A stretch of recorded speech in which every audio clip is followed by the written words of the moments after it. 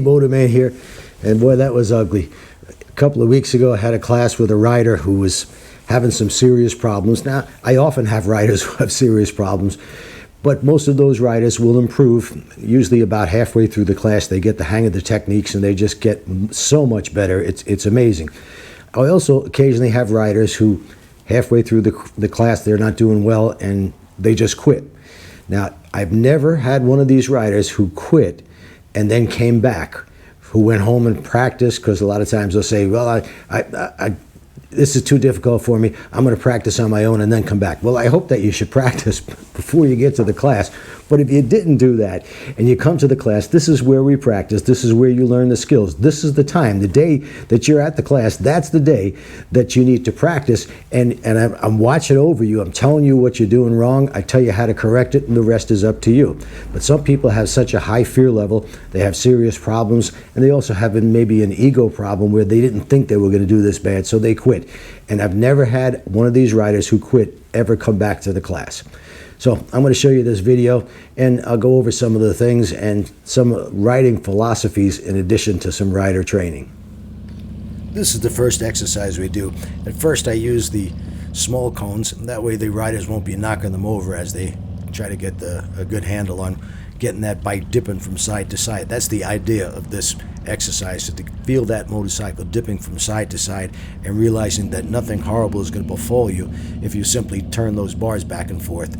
And you got to do it pretty quickly. Keep your head and eyes up and look far ahead.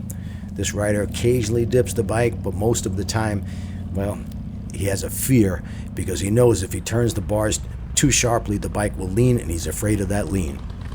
Then we move on to the bigger cones, and he starts dipping the bike a little bit, and as soon as it starts to dip, he panics, picks up his speed, and just runs the cones over. This leads into a 30-foot U-turn. Now watch, he doesn't make it. He just goes straight because he looks straight. You look straight, you go straight.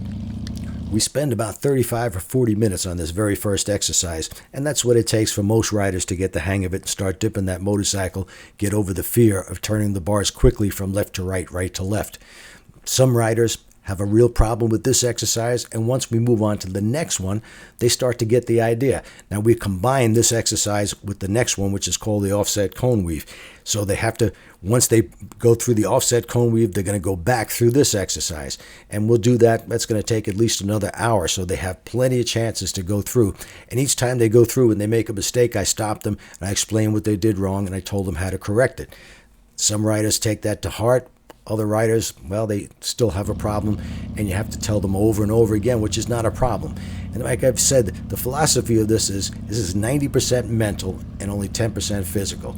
So this is mostly in your head. Now watch as he tries to make this U-turn. He just looks straight, straightens up the bike. Instead of making a U-turn, he makes a left-hand turn. Now we move on to the offset cone weave, a series of quick left to right transitions. He looks at this cone, he keeps staring at it. He steps on the brake, the bike stops, and of course down goes the motorcycle. It's not going to stay up unless it's got power to the rear wheel. In this exercise, you're simply making left-hand turns and right-hand turns. The idea is to get in between the two cones, one with the green tip and the big orange cone. So he doesn't make it inside because he didn't turn his head fast enough, and then he just gives up. He can't make the right turn. So he goes straight and avoids all the other cones. To make it easier for him, this time I told him to go outside of the green cones. That makes the turn that much wider. So he gets that first one. Now he goes outside the second one. Keep in mind now, these are like 50, 60-foot turns. Again, he goes outside the cone as I instructed. And then for some reason, he releases power from the rear wheel. And of course, the motorcycle goes down. After this drop, I have him go back to the first exercise and had my assistant work with him on the slow cone weave and the 30-foot U-turn. And in about 20-25 minutes, he decided that he wasn't going to go any further, and he left. Now, he did say he was going to try to practice on his own and come back, but I've never seen anybody who quit in 24 years and then actually did practice on their own and come back. I'm hoping. I've made him several offers to do a private lesson with him, even put him on my Sportster, no charge. And I think that if I spent a couple of hours with him and made all the exercises maybe twice the size they are now, whatever it takes, that I would definitely be able to improve his skills and bring that fear level down. So Comment below if you think he's going to come back or that's the last I've seen of him. And please watch this message. It helps the channel. Thank you.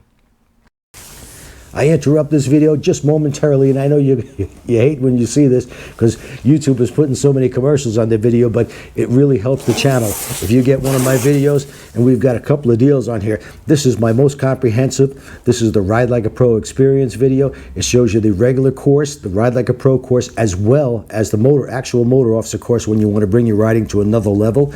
And Surviving the Mean Streets shows you why you perform certain exercises, because we take you right out on the road and we duplicate the situation that you've already practiced. If you've used the Ride Like a Pro experience video, it comes with a practice guide. That's what this is. Shows you how to set up the exercises. I know you probably can't see this on the camera, but it shows you how to set up the exercise and explains what you should do and what you shouldn't do while you're practicing.